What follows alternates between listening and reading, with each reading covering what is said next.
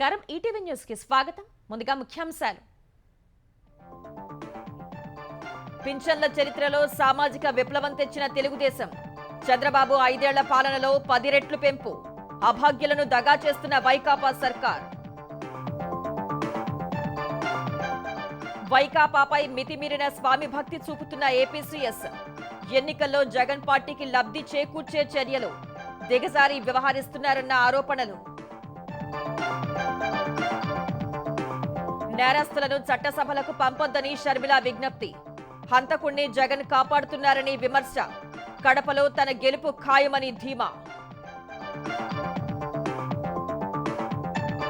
తన అరెస్టుకు ప్రధాని మోదీ కుట్ర పన్నారన్న కేసీఆర్. అవినీతి చేయనందునే దొరకలేదని వ్యాఖ్య.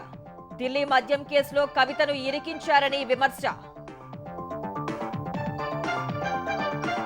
నేడు మరోసారి తెలంగాణకు రానున్న ప్రధాని మోదీ.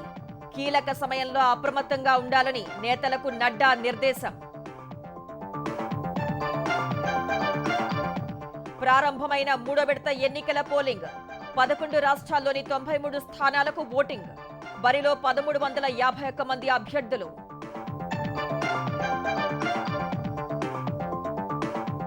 కాల్పుల విరమణకు హమాస్ అంగీకారం. ఒప్పందంపై రాని స్పష్టత. గాజాలో ప్రజల సంబరాలు.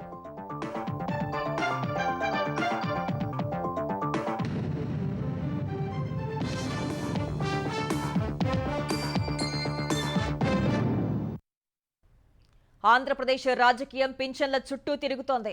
సంక్షేమానికి, సంక్షోభానికి, ప్రజాప్రభుత్వానికి, రాక్షస పాలనకు, చంద్రోదయానికి, జగన్ నాటకానికి మధ్య జరుగుతున్న ఎన్నికల యుద్ధంలో ఇదే ప్రధాన ప్రచారాస్త్రం. పేదలకు ఆసరానిచ్చే పింఛన్ల చరిత్రలో తెలుగుదేశానిది సామాజిక విప్లవమైతే, అడ్డగోలు నిబంధనలతో అభాగ్యులను దగా చేసిన చరిత్ర వైకాపాది. 5 ఏళ్లలో పింఛన్ మొత్తాన్ని తెలుగుదేశం 10 రెట్లు పెంచితే 1000 రూపాయల పెంపు కోసం వైకాపా 5 ఏళ్లు తీసుకుంది. బడుగు బలహీన వర్గాలకు తెలుగుదేశం అండగా నిలిస్తే వారి జీవితాల్ని ప్రశ్నార్థకం చేయడమే వైకాపా పనిగా పెట్టుకుంది. రాష్ట్రానికి సంక్షేమాన్ని పరిచయం చేసిందే తెలుగుదేశం. సంక్షేమంతో నవశకానికి నాంది పలికిన మహానేత అన్న ఎన్టీఆర్. ఆ వారసత్వాన్ని కొనసాగిస్తూ సంక్షేమ చరిత్రలో కొత్త రికార్డులు సృష్టించిన ఘనత చంద్రబాబుదే. తెలుగుదేశం అధికారంలోకొచ్చిన ప్రతిసారి ఎవరికి ఆసరా కావాలో గుర్తించి అండదండలు అందించింది. మారుతున్న కాలం, పెరుగుతున్న నిత్యావసర ధరలు, ఖర్చులను అంచనా వేస్తూ పింఛన్ మొత్తాన్ని పెంచుతూ వచ్చింది. 1984లో తొలిసారిగా 30 రూపాయలతో పింఛను ప్రారంభించగా 1995లో ఆ మొత్తాన్ని 75 రూపాయలు చేసింది. ఆ తర్వాత 200 ఉన్న పింఛన్ డబ్బులను 2014 నుంచి 19 మధ్య ఏకంగా 2000కు పెంచింది. అంటే 5 ఏళ్లలో 10 రెట్ల పెంపుతో సామాజిక భద్రత పింఛన్ల చరిత్రలో సరికొత్త రికార్డు నెలకొల్పింది. 80% పైగా వైకల్యమున్న దివ్యాంగులకు తెలుగుదేశం ప్రభుత్వం 3000 రూపాయల పెన్షన్ ఇచ్చింది. చర్మకారులకు, 50 ఏళ్లు పైబడిన డప్పు కళాకారులకు, మత్స్యకారులు, 30 ఏళ్లు దాటిన ఒంటరి మహిళలు, 18 ఏళ్లు నిండిన హిజ్రాలకు తొలిసారిగా పెన్షన్ మంజూరు చేసింది. అంతేకాదు, కొత్త వారికి పింఛన్లిస్తున్నామనే వంకతో పాతవారికి కోత వెయ్యలేదు. పింఛన్దారులపై ఎప్పుడూ మానవతా దృక్పథంతోనే వ్యవహరించింది.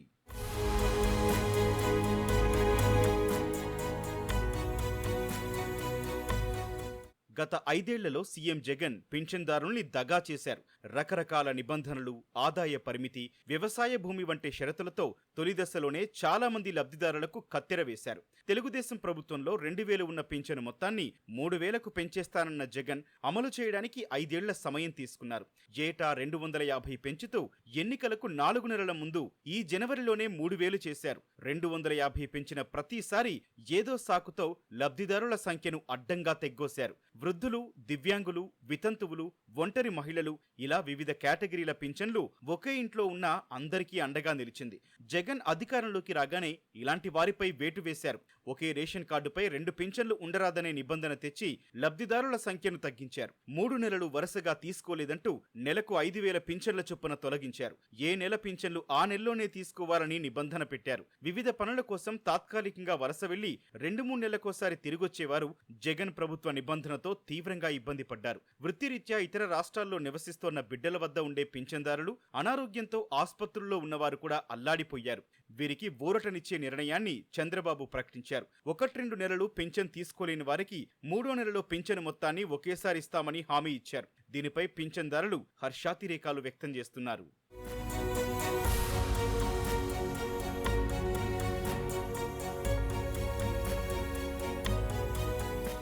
నివాస ధృవీకరణ పత్రాలు ఒక గ్రామంలో ఉండి ఇతర ప్రాంతాల్లో ఉంటున్న లబ్ధిదారులు పోర్టబిలిటీ విధానంలో పింఛన్ తీసుకునే వెసులుబాటును 2021లో తీసేశారు. దీనివల్ల ఇతర ఊళ్లతో పాటు పిల్లల దగ్గరుంటున్న వృద్ధులు, వైద్యం కోసం ఇతర ప్రాంతాలకు వెళ్లిన వారు తీవ్ర ఇబ్బందులకు గురయ్యారు.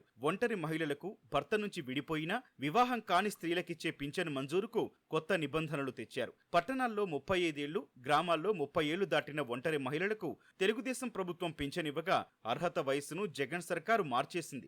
50 ఏళ్లు దాటిన వారికి మాత్రమే పింఛన్ ఇస్తోంది. ఫలితంగా వేల మంది లబ్ధికి దూరమయ్యారు. ఏ కారణాలతో ఎంతమందికి పింఛన్లు ఎగ్గొట్టారనే విషయం బయటికి రాకుండా 2 ఏళ్లుగా సామాజిక భద్రతా తనిఖీలను పక్కన పెట్టారు. అర్హులు, అనర్హుల జాబితాను సచివాలయాల్లో ప్రదర్శించడం లేదు. తనిఖీకి పంపిన జాబితాను జిల్లా అధికారులకు తెలియకుండా గోప్యంగా ఉంచుతున్నారు.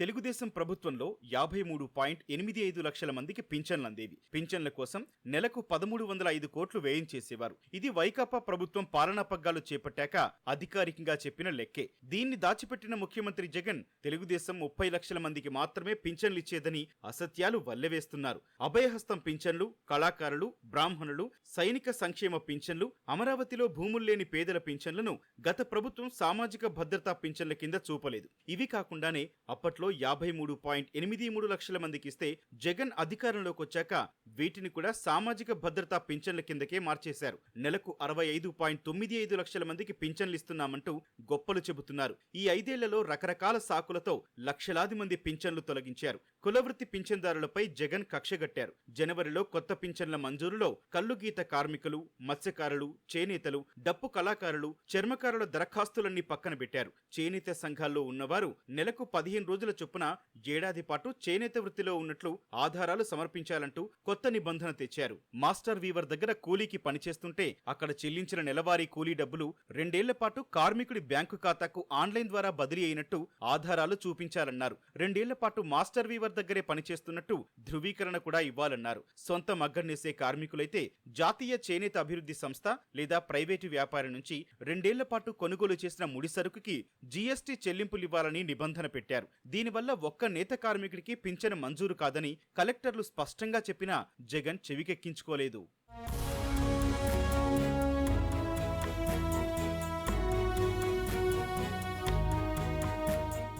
ఈసారి పింఛన్దారులకు తెలుగుదేశం భారీ ఎత్తున వరాలు ప్రకటించింది. అధికారంలోకి వచ్చాక పింఛన్ మొత్తాన్ని 4000 రూపాయలకు పెంచుతామని, అది కూడా ఏప్రిల్ నుంచే వర్తింపజేస్తామని స్పష్టం చేసింది. ఎన్నికలు ముగిశాక కూటమి అధికారంలోకి వస్తే జూలైలో పింఛన్ ఇవ్వాల్సి ఉంటుంది. ఆ నెలలో ఇచ్చే 4000తో పాటు ఇచ్చిన మాట ప్రకారం ఏప్రిల్, మే, జూన్ నెలలకు సంబంధించి 1000 చొప్పున 3 నెలలది కలిపి అందిస్తామని తెలిపింది.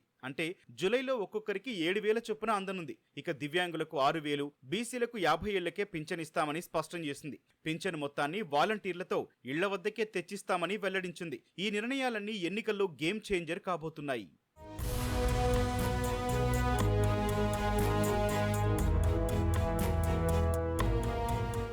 2014 డిసెంబర్లో ఆదివాసీల వృద్ధాప్య పింఛను అర్హత వయసును 65 ఏళ్ల నుంచి 50 ఏళ్లకు తగ్గించారు. 2019 ఫిబ్రవరిలో ఎస్టీలందరి వృద్ధాప్య పింఛను అర్హత వయసును 50 ఏళ్లు చేశారు. ప్రభుత్వ ఆసుపత్రుల్లో డయాలసిస్ చేయించుకునే రోగులకు తొలిసారిగా 2017లో 2500 మంజూరు చేశారు. 2018 జూలై నుంచి ప్రైవేటు ఆసుపత్రుల్లో డయాలసిస్ చేయించుకున్నా వర్తింపజేశారు. 2019లో ఈ తరహా రోగులకిచ్చే పింఛను మొత్తాన్ని 2500 నుంచి 3500కు పెంచారు. 18 ఏళ్లు దాటిన హిజ్రాలకు 2018 జనవరిలో 1500 పింఛన్ ఇచ్చారు. సరిగ్గా ఏడాదికి ఆ మొత్తాన్ని 3000కు పెంచారు. 2018 జూన్లో తొలిసారిగా 50 ఏళ్లు పైబడిన ఎస్సీ డప్పు కళాకారులకు 1500 పింఛను మంజూరు చేయగా ఏడాది తిరగకుండానే 2019 ఫిబ్రవరిలో 3000 చేశారు. 2018 నవంబర్లో మొదటిసారిగా చర్మకారులకు 1000 పింఛనిచ్చిన చంద్రబాబు సర్కారు ఆ తర్వాత 2 నెలలకే ఆ మొత్తాన్ని 2000 చేసింది. 2018లో 50 ఏళ్ల వయసు దాటిన మత్స్యకారులకు, ఒంటరి మహిళలకు 1000 పింఛను ప్రకటించారు. తరువాత 2000కు పెంచారు. ఎలాగైనా తనను ఓడించాలన్న ధ్యేయంతో శాసనసభ ఎన్నికల్లో భాజపా పరోక్షంగా కాంగ్రెస్ కు సహకరించిందని భారత రాష్ట్ర సమితి అధినేత మాజీ ముఖ్యమంత్రి కేసీఆర్ ఆరోపించారు. ఏ కేసులోనైనా ఇరికించాలని ప్రధాని మోదీ తీవ్రంగా ప్రయత్నించారని, ఎక్కడా అవినీతి లేకపోవడం వల్లే తాను దొరకలేదని పేర్కొన్నారు. ఢిల్లీ మద్యం కేసు ఓ తప్పుడు కేసని, మోదీ సృష్టించిన భయంకరమైన కుట్ర అని కేసీఆర్ ఆరోపించారు. పొర్లు దండాలు పెట్టిన రేవంత్ రెడ్డిని నమ్మే పరిస్థితి లేదన్న గులాబీ పార్టీ అధినేత భారాస 12కు మించి ఎంపీ సీట్లను గెలుచుకుంటుందని ధీమా వ్యక్తం చేశారు. లోక్సభ ఎన్నికల తర్వాత తెలంగాణలో రాజకీయ అనిశ్చితి వస్తుందని, అప్పుడు సందర్భోచిత నిర్ణయం తీసుకుంటామన్న కేసీఆర్తో ఈటీవీ ప్రత్యేక ఇంటర్వ్యూ. లోక్సభ ఎన్నికల కోసం భారత రాష్ట్రం అధినేత మాజీ ముఖ్యమంత్రి కల్వకుంట్ల చంద్రశేఖరరావు గారు బస్సు యాత్ర కొనసాగిస్తున్న ప్రస్తుతం కేసీఆర్ కేసీఆర్ గారు నమస్కారం. మీరు ప్రచార పంతా మొదటిసారి మార్చారు. మామూలుగా అయితే కేసీఆర్ అనే భారీ బహిరంగ సభలు ఉంటాయి. ఇప్పుడు మొదటిసారిగా బస్సు యాత్ర కొనసాగిస్తున్నారు. ఎట్లుంది సార్? ప్రజల నుంచి స్పందన ఎట్లా వస్తుంది? ఈ లోక్సభ ఎన్నికలకు సంబంధించి మీ అంచనాలు ఎలా ఉన్నాయి? ఏమనిపిస్తుంది? రాష్ట్ర వ్యాప్తంగా కూడా ఈ జిల్లా ఆ జిల్లా కాదు, ప్రజలలో శాసనసభ ఎన్నికలకి ఈ ఎన్నికలకి చాలా భారీ తేడా ఉంది. ఎందుకంటే వాళ్ళు అరచేతిలో వైకుంఠం చూపి అడ్డగోలు వాగ్దానాలు చేసి ఆ వాగ్దానం అమలు చేయడంలో విఫలమైనారు. దీనివల్ల ప్రజల్లో ఒక తిరుగుబాటు ధోరణి, ప్రభుత్వం పట్ల ఒక రకమైనటువంటి ఏకీయ భావం ప్రజల్లో కనపడుతుంది. రెండోది ఏంటంటే ఆ ముఖ్యమంత్రి కూడా ఏ ఊరికి వెళ్తే ఆ ఊరు దేవుని మీద ఓటు పెట్టుకోవడం, అది కూడా ఒక రకమైనటువంటి ఇబ్బంది కలిగిస్తా ఉంది వాళ్ళ పార్టీ. అదే ఇప్పుడు ఆయన అతి ప్రవర్తన, జుగుప్సాకరమైన భాష, అదే ఇవాళ వాళ్ళ పార్టీకి శాపం కూర్చుంటా ఉంది. డెఫినెట్ గా మంచి స్థానాలు మేము గెలుస్తామండి. ఆ లెక్కల ప్రకారం అయితే 12 పైచిలుపు స్థానాలు టీఆర్ఎస్ గెలవబోతుంది. ప్రత్యేకించి అప్పుల విషయాన్ని పదే పదే ప్రస్తావిస్తూ వస్తుంది. మీ నుంచి వివరణ 7 లక్షల కోట్ల అప్పులు చేసింది. తెలివి తక్కువ, ఎకనామిక్ విజ్డమ్ లేనటువంటి పిచ్చివాళ్ళు చేసేటువంటి ప్రచారం అండి. మేము చేసింది 7 లక్షల కోట్లు కానే కాదు. మేము వచ్చే నాటికే ఒక 78,000 కోట్ల అప్పు ఉంది. ఆ హయాంలో తీసుకున్న 3-4 కోట్లను 7 కోట్లని 80 కోట్లని అబద్ధాలు చెప్తా ఉన్నారు. ప్రజల మెరుగుదల కోసం, అభివృద్ధి కోసం వినియోగించడం. కేసీఆర్ గారు ఈ 10 ఏళ్ల పాలనకు సంబంధించి పదే పదే అవినీతి ఆరోపణలు చేస్తున్నారు. విద్యుత్ కావచ్చు, కాళేశ్వరం కావచ్చు, కమిషన్లు కూడా ఏర్పాటు చేశారు. జ్యుడిషియల్ కమిషన్ల పేరు ఏర్పాటు చేశారు. దానికి సంబంధించి ఎన్నికలపై ఆ ప్రభావం ఏముంటుంది? దానికి సంబంధించి మీరు ఏం చేయాలి? ఏదో వీళ్ళు కాకబుల్లి చెప్పి కమిషన్ లేదేముందని దాంట్లో ఒక విషయం. ఏ గవర్నమెంట్ అయినా కమిషన్ లేదే చేయొచ్చు, 100 కమిషన్ కూడా చేయొచ్చు. దాంతో అయ్యేది లేదు, సచ్ చేయలేదు, ఆయన తీరేది కూడా ఉంది. ఫోన్ ట్యాపింగ్ కావచ్చు, ఢిల్లీ మద్యం కేసు కావచ్చు, టీఆర్ఎస్ సంబంధించి ఫోన్ ట్యాపింగ్ మాకు ఏ సంబంధం అయినా నాకు అర్థం కదా. తెలివి తక్కువ ఉంటుంది, పూర్తి తెలివి తక్కువ. ఇంత తెలివిహీన ప్రభుత్వాలు ఉంటాయని నేను అనుకోను. ప్రభుత్వానికి గూఢచారులు ఉండటం, వాళ్ళు కొన్ని రిపోర్ట్ చేయడం అత్యంత సహజ పరిణామం. వాళ్ళు మా చేతికి, సీఎం చేతికి, మంత్రుల చేతికి రిపోర్ట్ వస్తుంది. కానీ నువ్వు ట్యాపింగ్ చేసినావా, టూపింగ్ చేసినావా మాకేం తెలుస్తుంది? ఢిల్లీ మద్యం కేసుకు సంబంధించి కవిత గారిని జైల్లో పెట్టారు ప్రస్తుతం. అసలు మద్యం కేసే లేదండి అక్కడ.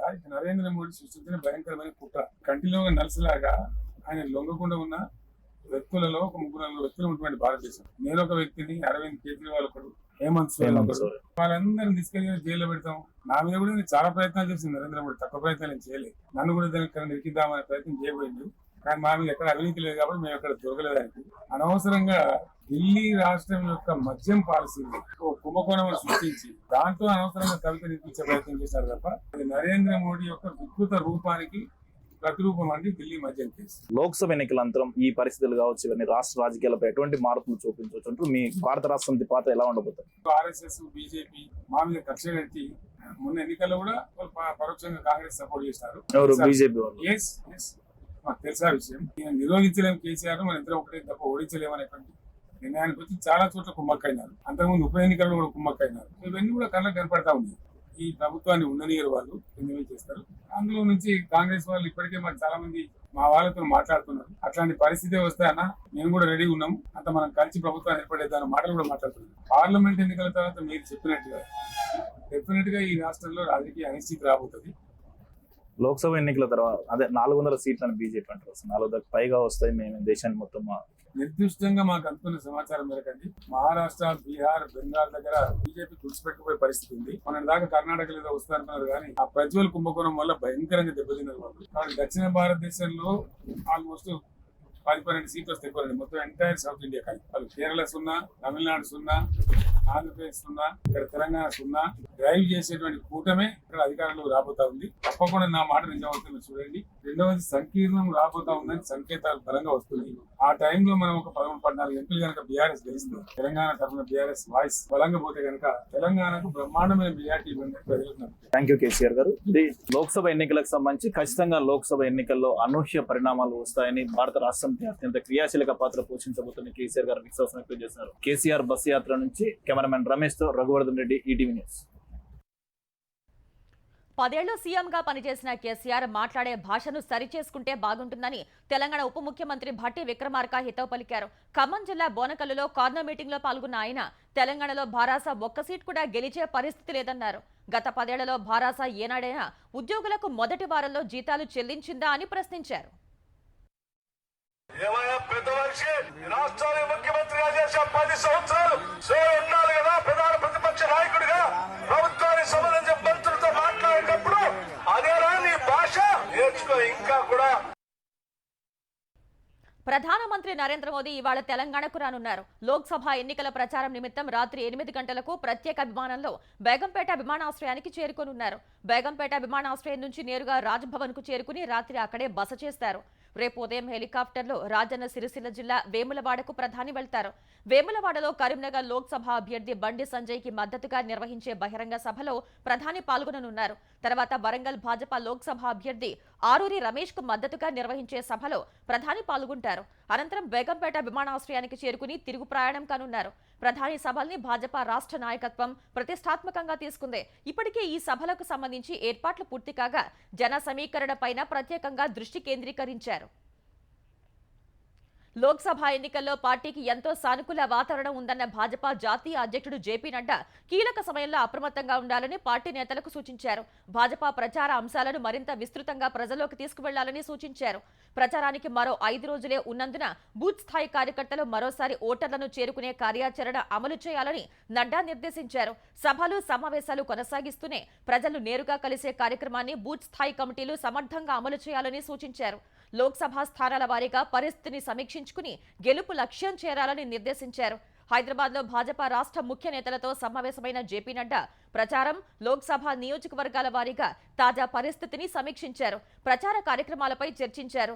అగ్రనేతల ప్రచార సభల ద్వారా బలమైన సందేశం ప్రజల్లోకి వెళ్లేలా ప్రణాళిక రూపొందించుకోవాలని నేతలకు జేపీ నడ్డా సూచించారు. కాంగ్రెస్, భాజపా విమర్శలను బలంగా తిప్పికొట్టాలని పిలుపునిచ్చారు. రిజర్వేషన్ల రద్దుపై ధీటుగా బదిలివ్వాలని పార్టీ నేతలకు మార్గనిర్దేశం చేశారు. ప్రస్తుత పరిస్థితుల్లో రాష్ట్రంలో 10 స్థానాల్లో భాజపా గెలిచే అవకాశం ఉందన్న జేపీ నడ్డా మరో 3 చోట్ల విజయం సాధించేలా గట్టిగా ప్రయత్నం చేయాలని దిశానిర్దేశం చేశారు. నువ్వు ఇంతకంటే దిగజారువు అనుకునే ప్రతిసారి నా నమ్మకం తప్పని నిరూపిస్తున్నావంటూ జెర్సీ సినిమాలో ఓ డైలాగ్ ఉంటుంది. ఆంధ్రప్రదేశ్ ప్రభుత్వ ప్రధాన కార్యదర్శి కెఎస్ జవహర్ రెడ్డికి ఇది అతికినట్లుగా సరిపోతుంది. ఎన్నికల కోడ్ అమల్లోకి వచ్చిన అధికార వైకాపాపై మితిమీరిన స్వామి భక్తిని ప్రదర్శిస్తున్న ఆయన తన ప్రతి నిర్ణయాన్ని, ప్రతి అడుగును ఆ పార్టీకి ఎన్నికల్లో లబ్ధి కలిగించడమే లక్ష్యంగా వేయటంలో ఎక్కడా వెనక్కి తగ్గట్లేదు. ఎన్నికల సమయంలోనైనా తటస్థంగా, నిష్పాక్షికంగా వ్యవహరిస్తారనుకుంటే లేదు అధికార పార్టీతో అంటకాగుతూ ఇంకా అధఃపాతాళానికి దిగజారుతూనే ఉంటా అని తన చేతల ద్వారా పదే నిరూపించుకుంటున్నారు. అధికార వైకాపాకు కొమ్ము కాస్తున్నారనే ఆరోపణలతో ఇప్పటికే కొందరు అధికారులపై బదిలీ వేటు వేసినా రాష్ట్ర ప్రధాన కార్యదర్శి కెఎస్ జవహర్ రెడ్డి మాత్రం తన పంథా మార్చుకోవటం లేదు. జగన్ ప్రభుత్వానికి మేలు చేసేందుకు ఉవ్విళ్లూరుతూనే ఉన్నారు. ఇంటి వద్దకే పింఛన్లు అందించే అవకాశమున్నా వృద్ధుల్ని మండుటెండల్లో గ్రామ, వార్డు సచివాలయాలు, బ్యాంకుల చుట్టూ తిరిగేలా చేసే సీఎస్ జవహర్ రెడ్డి వారిని ముప్పతిప్పలు పెట్టారు. ఆ నెపం విపక్షాలపై నెట్టేందుకు జగన్ పన్నిన దుష్టపన్నాగంలో అన్నీ తానే వ్యవహరించారు. ఇలా జగన్ కుట్రల్ని యథేచ్ఛగా అమలు చేస్తున్న ఆయన తాజాగా రైతులకు పెట్టుబడి రాయితీ, విద్యార్థులకు ఫీజు రీయింబర్స్మెంట్ చెల్లింపుల వ్యవహారంలో మరో కుతంత్రానికి తెరలేపారు. ఈ దురుద్దేశాన్ని గుర్తించే ఎన్నికల సంఘం వాటి విడుదలకు అనుమతి నిరాకరించి అడ్డుకట్ట వేసింది. 2023 ఖరీఫ్లో కరువు వల్ల పంటలు దెబ్బతిని రైతులు తీవ్రంగా నష్టపోయారు. ఆ పెట్టుబడి రాయితీని బాధిత రైతులకు వెంటనే చెల్లించలేదు. 847 కోట్ల రూపాయల పెట్టుబడి రాయితీ చెల్లింపు కోసం మార్చి 6న, విద్యార్థుల ఫీజు రీయింబర్స్మెంట్ 610 కోట్ల కోసం మార్చి 1న బటన్ నొక్కారు. సాధారణంగా ఆ వెంటనే మొత్తం సొమ్ము రైతులు, విద్యార్థుల ఖాతాల్లో జమ కావాలి. మహా అయితే ఓ వారం పట్టొచ్చు. కానీ ఎన్నికల షెడ్యూల్ విడుదలయ్యే అవకాశముందని తెలిసినా అప్పట్లో వారి ఖాతాల్లో సొమ్ములు జమ చేయకుండా దురుద్దేశపూర్వక జాప్యం చేశారు. తీరా మార్చి 16న ఎన్నికల షెడ్యూల్ విడుదలైపోయింది. కొన్ని రోజుల తర్వాత తీరిగ్గా ఆ సొమ్ము విడుదలకు అనుమతివ్వాలంటూ స్క్రీనింగ్ కమిటీ ముందు ప్రతిపాదనలు పెట్టారు. దానికి అధ్యక్షుడిగా ఉన్న సీఎస్ జవహర్ రెడ్డి ఆఘమేఘాలపై స్పందించి నిధుల విడుదలకు అనుమతివ్వాలంటూ ఎన్నికల సంఘానికి ప్రతిపాదనలు పంపించారు. పోలింగ్కు కొద్ది రోజుల ముందు ఆ సొమ్ము రైతులు, విద్యార్థుల ఖాతాల్లో జమ చేసి ఎన్నికల్లో వైకాపాకు అనుచిత ప్రయోజనం కలిగించారనే కుతంత్రం దీని వెనుక ఉంది. ఒకవేళ ఎన్నికల సంఘం స్క్రీనింగ్ కమిటీ ప్రతిపాదనల్ని తిరస్కరించి నిధుల విడుదలకు అనుమతించకపోతే విపక్షాలు అడ్డుకోవడం వల్లే పెట్టుబడి రాయితీ, ఫీజు రియంబర్స్మెంట్ చెల్లింపులు చేయలేకపోయామంటూ విష ప్రచారం చెయ్యాలనే దురుద్దేశంతో ఇలా వ్యవహరించారు. ఈ ఏడాది ఫిబ్రవరి, మార్చి నెలల్లో తమకు కావలసిన కాంట్రాక్టర్లకు దాదాపు 13,000 కోట్ల మేర బిల్లులు చెల్లించి దోచిపెట్టారు. అప్పుడు జగన్ కు, జవహర్ రెడ్డికి రైతులకు చెల్లించాల్సిన పెట్టుబడి రాయితీ, విద్యార్థులకు ఇవ్వాల్సిన ఫీజు రియంబర్స్మెంట్ గుర్తుకు రాలేదా? 1,000 కోట్ల రూపాయల నిధులు అందుబాటులో ఉన్నా అప్పుడు ఎందుకు చెల్లించలేదు? వారం 10 రోజుల్లో సొమ్ము జమ చేస్తామని చెప్పి ఎందుకు జాప్యం చేశారు? అప్పుడు కుట్రపూరితంగా తాత్సారం చేసి ఇప్పుడు ఎన్నికల సంఘానికి నిధుల విడుదల కోసం నివేదించడం ఏమిటి? వారు అనుమతిస్తే పోలింగ్కు కొద్ది రోజుల ముందు లబ్ధిదారుల ఖాతాల్లో డబ్బులు జమయ్యేలా చేసి తద్వారా ప్రభుత్వ నిధులతో ఓట్లు కొనారనే కుట్ర కాదా ఇది? ఎవరి మెప్పు కోసం, ఎవరి కళ్లల్లో ఆనందం కోసం, ఎవరికి అనుచిత ప్రయోజనాల కోసం జవహర్ రెడ్డి ఇదంతా చేశారనేది ప్రశ్నించుకుంటే జగన్, వైకాపా కోసమే ఆయన ఈ కుట్రను అమలు చేశారు అనేది తేటతెల్లమవుతుంది. ఎన్నికల సంఘం ఈ కుట్రను పసిగట్టే వాటి విడుదలకు అనుమతి నిరాకరించింది.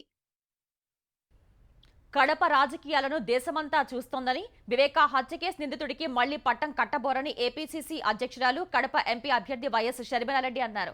ప్రొద్దుటూరులో ఎన్నికల ప్రచారం నిర్వహించిన షర్మిల, సీఎం హోదాలో ఉన్న వ్యక్తి హంతకుణ్ణి కాపాడితే ప్రజల పరిస్థితి ఏంటని ప్రశ్నించారు. నేను 1000 కోట్లు తీసుకున్నాను అడిగాను అని మీరు అంటున్నారే, రుజువు ఉందా? మీరు రుజువు చేయండి. ఈరోజు నేను రాజకీయాలు మానేసి వెళ్ళిపోతా. నేను ఒక పైసా సాయం అడగలేదు. వీళ్ళు ఎప్పుడు ఏది ఎట్లా అవసరం ఉంటే ఆ మాట మాట్లాడడం వీళ్ళకు అలవాటు. వీళ్ళు ఊసరు వెయ్యి. వీళ్ళకి అవసరమైతే అమ్మా తల్లి పాదయాత్ర చెయ్యి అని అడుగుతారు. వీళ్ళకి అవసరం లేకపోతే నువ్వు అసలు రాజశేఖర రెడ్డి బిడ్డవే కాదు అన్నట్టు విజయమ్మను కూడా అవమానిస్తారు. అవినాష్ రెడ్డి గారి లాగా మధ్యరాత్రి గొడ్డలి రాజకీయాలు చేయడము మాకు తెలియదు. సార్వత్రిక ఎన్నికల్లో 3వ విడత పోరుకు పోలింగ్ ప్రారంభమైంది. 11 రాష్ట్రాల్లోని 93 సీట్లకు పోలింగ్ జరుగుతోంది. మొత్తం 1351 మంది అభ్యర్థులు రంగంలో ఉన్నారు. 3వ విడతలో వాస్తవానికి 94 స్థానాలకు పోలింగ్ జరగాల్సి ఉండగా సూరత్ సీటు భాజపాకు ఏకగ్రీవమైంది. జమ్మూ కశ్మీర్ రాజౌరి, అనంతనాగ్ నియోజకవర్గంలో రవాణా సమస్యలతో పోలింగ్ తేదీని 6వ విడతకు మార్చారు. అయితే మధ్యప్రదేశ్లో 2వ విడతలో జరగాల్సిన ఒక స్థానాన్ని ఈ విడతలో నిర్వహిస్తున్నారు. గుజరాత్లోని 26 స్థానాలకు, సూరత్లో భాజపాకు ఏకగ్రీవమైనందున 25 లోక్సభ స్థానాలకు పోలింగ్ జరుగుతోంది. గాంధీనగర్ నుంచి హోంమంత్రి అమిత్ షా, పోర్బందర్ నుంచి మన్సుఖ్ మాండవీయ, రాజ్కోట్ నుంచి పురుషోత్తం రూపాల పోటీలో ఉన్నారు. కర్ణాటకలో 2వ విడతలో 14 సీట్లకు పోలింగ్ పూర్తి కాగా మిగిలిన 14 చోట్ల పోలింగ్ జరుగుతోంది. మహారాష్ట్రలో కీలకమైన 11 స్థానాలకు పోలింగ్ జరుగుతుండగా బారామతిలో శరద్ పవార్ కుమార్తె సుప్రియా సూలే, మహారాష్ట్ర ఉప ముఖ్యమంత్రి అజిత్ పవార్ సతీమణి సునేత్రా పవార్ పోటీలో ఉన్నారు. ఉత్తరప్రదేశ్లోని 10 స్థానాలకు పోలింగ్ జరుగుతోంది. ఇక్కడ మెయిన్పురి నుంచి అఖిలేష్ యాదవ్ సతీమణి డింపుల్ యాదవ్ మరోసారి పోటీ చేస్తున్నారు. మధ్యప్రదేశ్లోని 9 సీట్లకు కేంద్ర మంత్రి జ్యోతిరాదిత్య సింధియా గుణా నుంచి, మాజీ సీఎం శివరాజ్ సింగ్ చౌహాన్ విదిశా నుంచి పోటీలో ఉన్నారు. ఛత్తీస్గఢ్లో 7, బీహార్లో 5, అసోంలో 4, పశ్చిమ బంగాల్లోని 4, గోవాలో 2, కేంద్రపాలిత ప్రాంతం దాద్రా నగర్ హవేలీ, డామన్ డయ్యూలో 2 స్థానాలకు ఓటింగ్ జరుగుతోంది. ఈజిప్ట్, ఖతార్ ప్రతిపాదించిన కాల్పుల విరమణకు హమాస్ అంగీకరించింది. శాశ్వత కాల్పుల విరమణకు తప్ప మరో ప్రతిపాదనకు అంగీకరించబోమంటూ ఆదివారం చర్చల నుంచి వైతొలిగిన హమాస్ రఫాపై ఇజ్రాయెల్ దాడులు చేసిన కొంతసేపటికే దిగొచ్చింది. హమాస్ ప్రకటనతో గాజా ప్రజలు ఆనందం వ్యక్తం చేశారు. వీధులకు వచ్చి నృత్యాలు చేశారు. కాల్పుల విరమణకు సంబంధించిన షరతులు ఇంకా తెలియరాలేదు. సీజ్ ఫైర్ ను తమ నేత ఇస్మాయిల్ హనియా అంగీకరించినట్లు హమాస్ ప్రకటనలో తెలిపింది. ఈ విషయాన్ని ఆయన ఖతార్ ప్రధానికి, ఈజిప్ట్ ఇంటెలిజెన్స్ మంత్రికి ఫోన్ చేసి చెప్పినట్లు పేర్కొంది.